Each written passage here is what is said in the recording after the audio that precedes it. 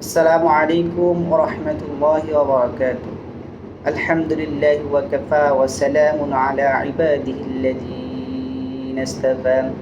أما بعد فأعوذ بالله من الشيطان الرجيم. بسم الله الرحمن الرحيم. والفجر وليال عشر والشفع والوتر. فقد قال رسول الله صلى الله عليه وسلم: صيام يوم عرفة إني أحتسب على الله أن يكفر سنة التي قبله وسنة التي بعده، أو كما قال عليه الصلاة والسلام. الحمد لله. আমরা আল্লাহ পাকের লাখো কোটি শুকরিয়া আদায় করছি যে মহান মালিক আল্লাহ রাব্বুল আলামিন সুস্থ রেখেছেন এবং সুস্থ অবস্থায় জিলহজ মাসে আপনাদের সামনে কোরবানি সংক্রান্ত কিছু মাসালার বিষয়ে কথা বলার সুযোগ আল্লাহ পাক আমাকে করে দিয়েছেন।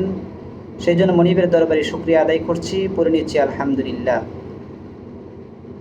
আমরা প্রশংসা করছি সেই মহান মালিকের, যে মালিক আমাদের রসুল করিম সাল্লাল্লাহু আলাইহি ওয়াসাল্লামের মাধ্যমে আমাদেরকে ঘোষণা করে শুনিয়ে দিয়েছেন, যে ব্যক্তি রব্বে করিমের প্রশংসা করে আলহামদুলিল্লাহ পাঠ করে, আল্লাহ রসুল সাল্লাল্লাহু আলাইহি ওয়াসাল্লাম বলেন আলহামদুলিল্লাহি তামলাউল মিজান, তখন তার কিয়ামতের ময়দানে মিজানের পাল্লা প্রশংসার কারণে আল্লাহ তাআলা ভরপুর করে দিবেন।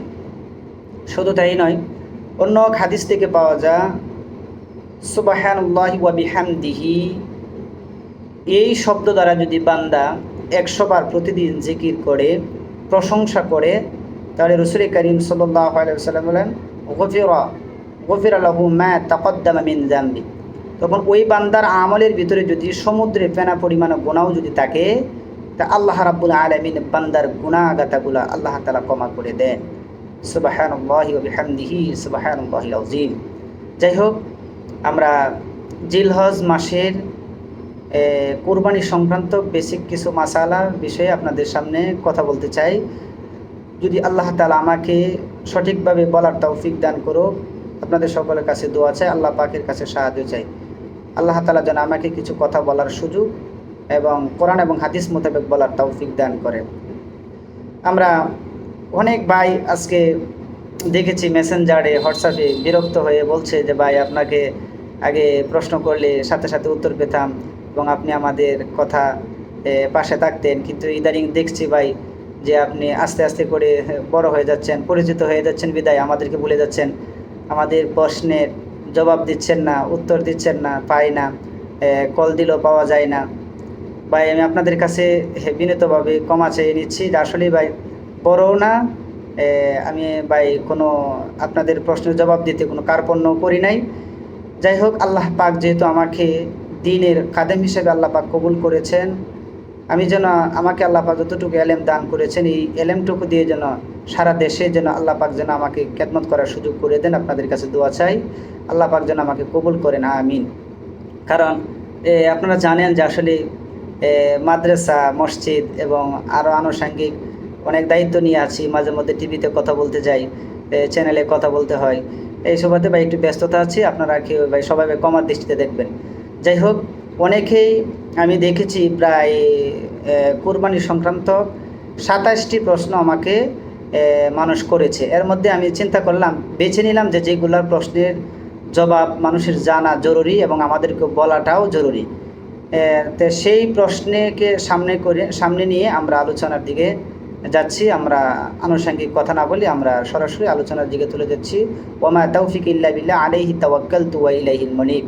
তাহলে আমরা 1 নম্বরে আমরা জানবো, মানুষে যা প্রশ্ন করেছে সেই প্রশ্ন থেকে আমরা 1 নম্বরে আমি যেটা লিখে নিয়েছি সেটা 1 নম্বর হচ্ছে, মানুষ জানতে চান, অনেকে জানতে চেয়েছেন যে আরাফা বাংলাদেশে 2025 সালে কবে, আরাফা রোজাটা আমরা কবে রাখবো, এটা অনেকে জানতে চেয়েছেন। সেই সুবাদে আমরা প্রথমে আপনাদেরকে স্মরণ করায় দিব যে আরাফার রোজা রাখবেন চাঁদের হিসাব করে, কারণ আরাফার রোজা চাঁদের সাথে সম্পর্কিত, মানে আরাফার সাথেই অ্যাডজাস্ট। এই জন্য রসুল করিম সাল্লাল্লাহু আলাইহি সাল্লাম বলেছেন যে 9 জিলহজ আরাফা দিবস। তাহলে এই 9 জিলহজ আরাফা দিবস রসুল করিম সাল্লাল্লাহু আলাইহি ওয়াসাল্লাম বলেছেন, শুধু বলেন নাই, নবীজি হাদিসের মধ্যে বলেন যে ব্যক্তি সিয়ামু ইয়াউমি আরাফা ইন্নী আহতাসিবু আলাল্লাহ আন ইউকাফফিরা সানাতাল্লাতী ক্বাবলা সানাতাল্লাতী বা'দা। সহিহ মুসলিমের হাদিস নাম্বার 1162। একই হাদিস আবু দাউদের মধ্যে আসছে 758 নম্বর হাদিস। এই হাদিসে রসুল করিম সাল্লাল্লাহু আলাইহি সাল্লাম বলেন, কেউ যদি জিলহজ মাসের 9 তারিখ আরাফা দিবসে একটি রোজা আল্লাহকে খুশি করার জন্য রাখে, তাহলে আমি নবী আশা পোষণ করি যে আমার আল্লাহ তাআলা আমার উম্মতের পূর্বের 1 বছর এবং রানিং 1 বছরের গুনাহ আল্লাহ তাআলা মাফ করে দেবেন। সুবহানাল্লাহ, সুবহানাল্লাহ। যে আল্লাহ তাআলা আমাদের পিছনে এবং সামনের 2 বছরের গুনাহ আল্লাহ তাআলা মাফ করে দেবেন। রসুল আমাদেরকে এই সুসংবাদ দিয়েছেন। তাহলে আমরা 2025 সালে আমাদের বাংলাদেশের আকাশে জিলহজ মাসের চাঁদের হিসাবে আমরা বৃহস্পতিবারের রাতে সেহরি খাবো এবং শুক্রবারের দিন আমরা রোজা মুখে রাখবো। এটাই আমাদের বাংলাদেশের জিলহজের 9 তারিখে রোজা, যেই রোজা সম্পর্কে রসুল হাদিসের মধ্যে বলেছেন। আর অনেকে এটা নিয়ে মত পোষণ করেছে যে 2025 সালে বৃহস্পতিবারে আরাফায় হাজিরা উপস্থিত হবে, তাহলে তো এই রোজাটা বৃহস্পতিবারে রাখা উচিত। ভাই আমি তাদেরকে এখানে যেহেতু লাইভ চলছে, এখানে আমি লম্বা কিছু বলছি না, শুধু জাস্ট এতটুকুই বলবো যে আপনারা আমার আলোচনার মধ্যে দেখবেন, আমার পেজে এবং ইউটিউবে সার্চ দিলে পাবেন জিলহজের প্রথম 10 দিনে আমল সম্পর্কে বেসিক অনেক বিষয়ে কথা বলেছি।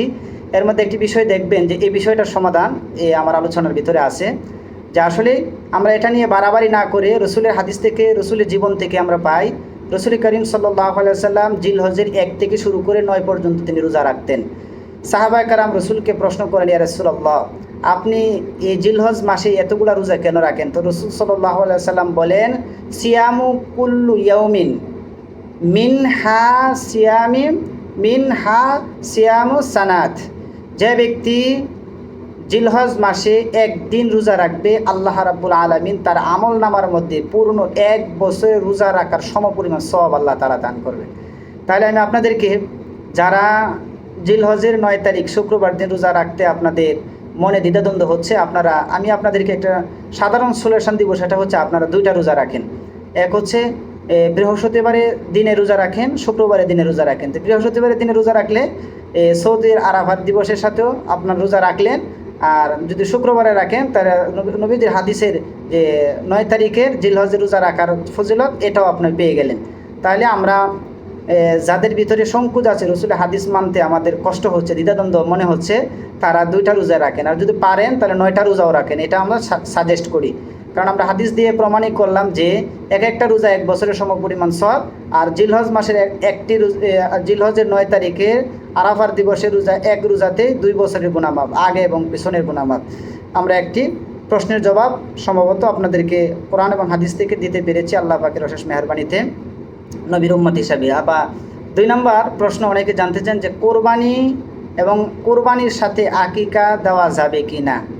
সেই বিষয়ে আমরা ফতোয়ায়ে শামীর 4th খণ্ড থেকে 334 নম্বর পৃষ্ঠা থেকে আমি আপনাদেরকে একটি হাওলা দিয়ে আমি আপনাদেরকে বলতে চাই যে ফতোয়ায়ে শামীর 334 নম্বর পৃষ্ঠার মধ্যে আছে যে কোরবানির সাথে আকিকা দেওয়া জায়েজ। তবে আমি আপনাদেরকে বেসিক একটি বিষয় আমি আপনাদেরকে স্মরণ করায় দিতে চাই যে কোরবানি এবং আকিকা 2টা ভিন্ন ইবাদত, 2টা কিন্তু এক ইবাদত না, একরকম ইবাদত না।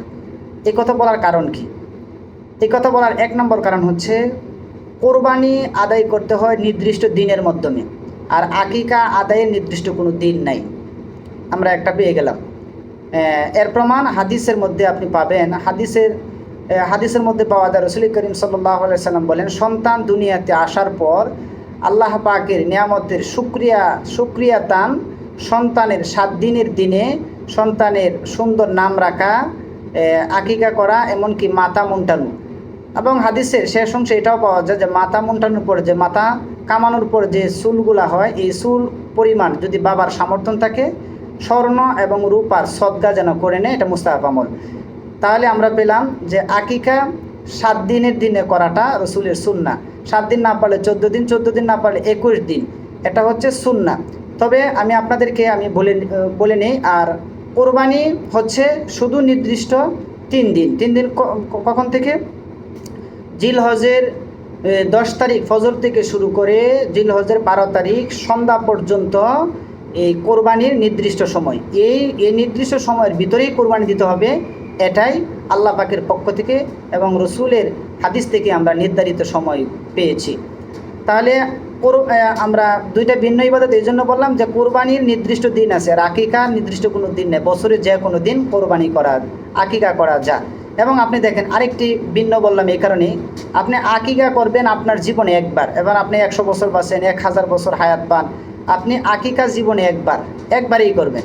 আর কোরবানি সামর্থ্যবান ব্যক্তির প্রতি বছরেই কোরবানিটা করা আপনার জন্য ওয়াজিব। তাহলে এটা আমরাকে এই জন্য ভিন্ন ইবাদত বললাম।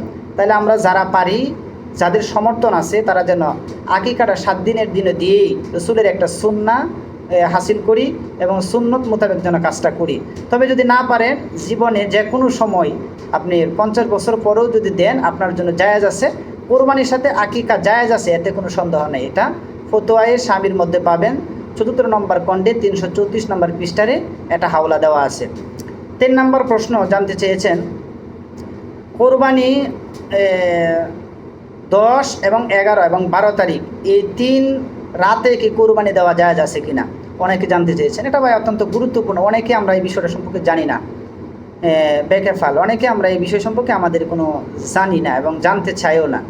আমি সেই সুবাদে এই ভাইদেরকে বলবো, যারা আমার আলোচনাটা এখন শুনছেন, পরবর্তী সময়ে শুনবেন, নিজের স্বার্থে নিজেও টাইম লাইনে শেয়ার করে রাখবেন, অন্যকে শেয়ার করার সুযোগ করে দিবেন। আশা করি সকলেই শেয়ার করবেন।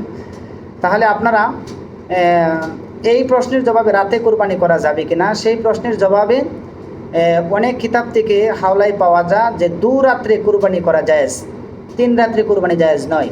এই 2 রাতগুলা কখন? 10 তারিখের রাত্রে কোরবানি করতে পারবেন, জায়েজ আছে। দিনে এবং রাত্রে কোরবানি করা জায়েজ। 11 তারিখে দিনে এবং রাত্রে কোরবানি করা জায়েজ।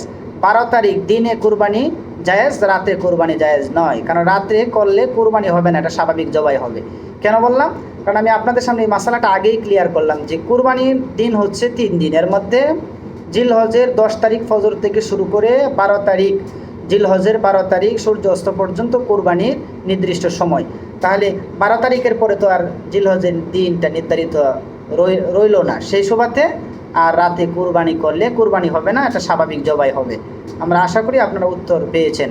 4 নম্বরে আমরা জানতে যাব যে কোরবানির নিসাব কতদিন। সেই সুবাদে আমরা জানবো কোরবানির নিসাব হচ্ছে 3 দিন।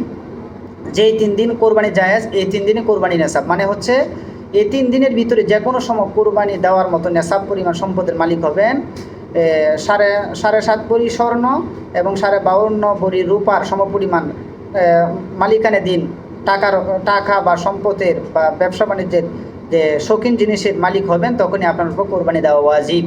তবে এখানে একটি জিনিস আপনারা মনে রাখবেন যে জাকাতের ক্ষেত্রে কিন্তু এমন নয়। যদি 3 দিনে আপনার নেশা পরিমাণ সম্পদ হলে জাকাত দিতে হবে, বিষয়টা কিন্তু এমন নয়। কারণ জাকাত দিতে হবে জাকাত আদায়কারী, জাকাত পরিমাণ নেশাব পরিমাণ সম্পদ জাকাত আদায়কারীর উপর পূর্ণ 1 বছর মালিকানা দিন থাকলে তার পরের বছরে জাকাত আদায় করবে। কিন্তু কোরবানির ব্যাপারটা হচ্ছে এই 3 দিনের ভিতরে যে কোনো সময় নেশাব পরিমাণ মানে জাকাতের দেওয়া পরিমাণ সম্পদের মালিক হলে কোরবানি দিতে হবে, এটা আপনার ওয়াজিব। আমরা 5 নম্বরে জানবো কোন কোন পশু দিয়ে কোরবানি করা জায়েজ। এই ব্যাপারে আপনার ফতোয়ায়ে আলমগীর 5ম খণ্ডে 257 নম্বর পৃষ্ঠারে এটা ফতোয়ায়ে আলমগীর মধ্যে পাবেন যে প্রাণীগুলার বিন্যস্ত করেছেন। কি কি প্রাণী দ্বারা কোরবানি দিবেন? 1 নম্বর উট দ্বারা কোরবানি দিবেন, গরু মহিষ দ্বারা কোরবানি দেওয়া জায়েজ, আবার বেড়া দুম্বা ছাগল দ্বারা কোরবানি দেওয়া জায়েজ। তবে এই সমস্ত পশুর মধ্যে আবার যে সমস্ত পশুগুলো জায়েজ বললাম, এগুলোর মধ্যেও আবার যদি খুঁত আছে অথবা কানা লুলা ল্যাংরা এগুলো আছে, এগুলোর মধ্যে আবার মাসালা ভিন্ন আছে। এবং যেগুলো প্রাণী জায়েজ বললাম, এগুলো যদি আপনি এই যে কুড়া ল্যাংরা যেগুলো চোখে দেখে না অথবা জবাই স্থান পর্যন্ত হেঁটে যেতে পারে না, এগুলোকে কোরবানি দেন, কোরবানি হবে না। তবে আমরা এই বিষয়টা পরে কথা বলছি। তবে আমরা একটা জিনিস বলি যে যে সমস্ত প্রাণীগুলো বলেছি কোরবানি দেওয়া জায়েজ, এদের আবার বয়সের সীমারেখা আছে। 1 নম্বরে আমরা জানবো যে উট কুরবানির বয়সের সময়সীমা হচ্ছে 5 বছর অতিবাহিত হওয়ার পর কুরবানি করা জায়েজ। আর গরু মহিষ 2 বছর অতিবাহিত হওয়ার পর কুরবানি করা জায়েজ। তবে বেড়া দুম্বা ছাগল 1 বছর অতিবাহিত হওয়ার পর কুরবানি দেওয়া জায়েজ। তবে বেড়া দুম্বা ছাগল এটার মধ্যে আবার পার্থক্য পাওয়া যায় হাদিসে এবং কিতাবের মধ্যে, ফতুয়া কিতাবের মধ্যে পার্থক্য পাওয়া যায়। যেমন বেড়া দুম্বা 1 বছর পূর্ণ না হলেও যদি 1 বছর ছাগলের মতো তাজা এবং তরুতাজা দেখা যায় তাহলে কুরবানি দেওয়া জায়েজ।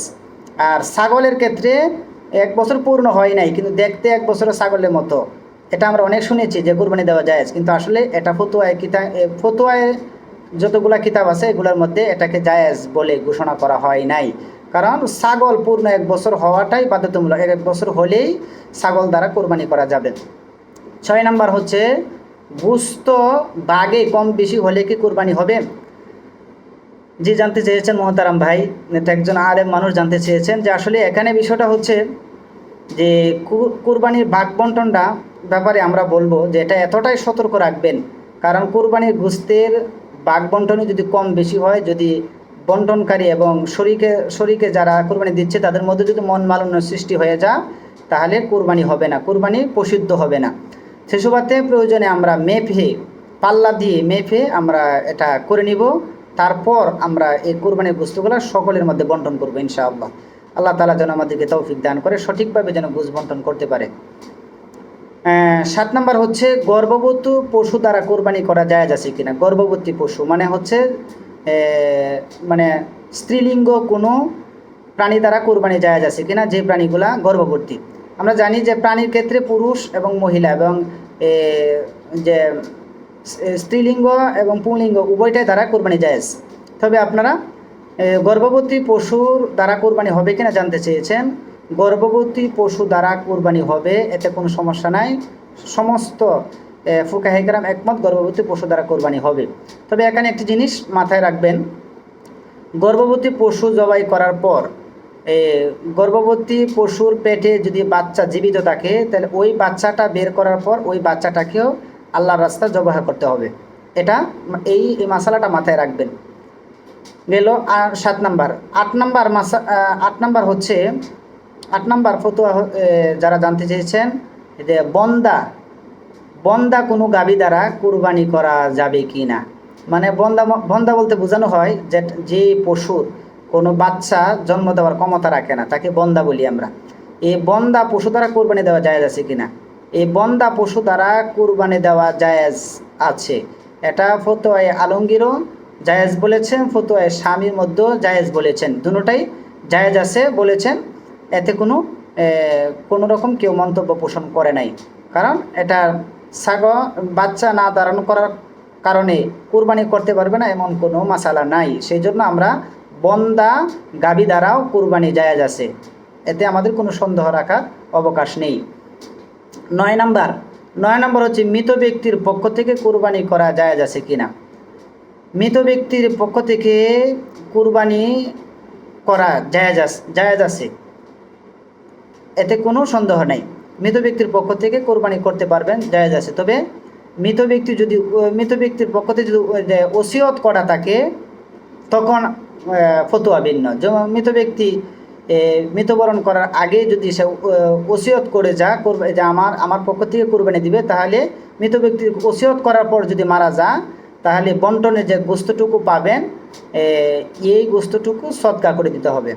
আর যদি ওসিয়ত না থাকে, মৃত ব্যক্তির পক্ষ থেকে কোরবানি করেন ওসিয়ত ব্যতীত, তাহলে এই গোশত আপনি সহ সকলেই খেতে পারবেন, এতে কোনো বাধা নাই এবং শরীয়তের কোনো দ্বিধাদ্বন্দ্ব নেই।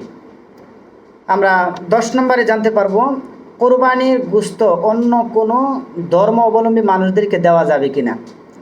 যেহেতু আমাদের মুসলিম কান্ট্রি দেশ বাংলাদেশে অধিকাংশ মানুষ মুসলমান, আর হাতে গোনা কিছু লোক আছে বিধর্মী, হিন্দু, খ্রিস্টান, বৌদ্ধ, নাসারা, ইহুদি, এগুলা আমাদের বাংলাদেশে একেবারে কম। এখন এক ভাই জানতে চেয়েছেন যে আমাদের কুরবানির গোশত থেকে অন্য ধর্মের ভাইদেরকে গোশত দেওয়া যাবে কিনা, মানে হিন্দু ধর্মের মানুষদেরকে গোশত দেওয়া যাবে কিনা, খ্রিস্টান, বৌদ্ধ, ইহুদিদেরকে দেওয়া যাবে কিনা। এটার থেকে রসুলের হাদিস থেকে পাওয়া যায় যে কুরবানির গোশত অন্য ধর্ম অবলম্বী ভাইদেরকেও দেওয়া যাবে, এতে কোনো সমস্যা নেই।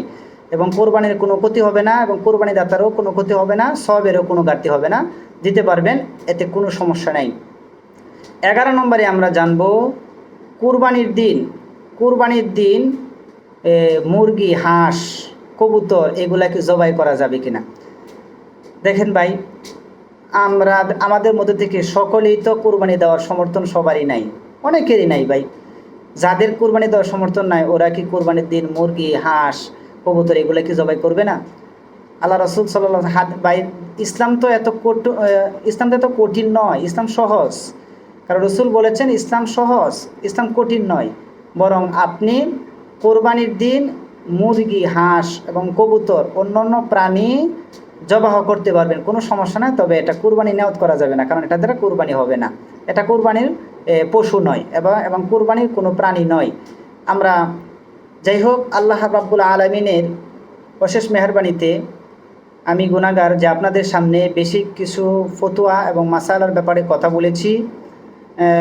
আমার জানা মতে ভুল ত্রুটি যদি থাকতে পারে, যদি ভুল ত্রুটি করে থাকি আমাকে নক করে যারা আমার শুভাকাঙ্ক্ষী আছেন জানাবেন। ইনশাআল্লাহ যদি ভুল করে থাকি আপনারা শুদ্ধটা জানাবেন, ইনশাআল্লাহ সংশোধন হয়ে আপনাদেরকে আবার বলবো ইনশাআল্লাহ। ওয়া মা তাওফীক ইল্লা বিল্লাহ, আলাইহি তাওয়াক্কালতু ওয়া ইলাইহি। আসসালামু আলাইকুম ওয়া রাহমাতুল্লাহি ওয়া বারাকাতুহু।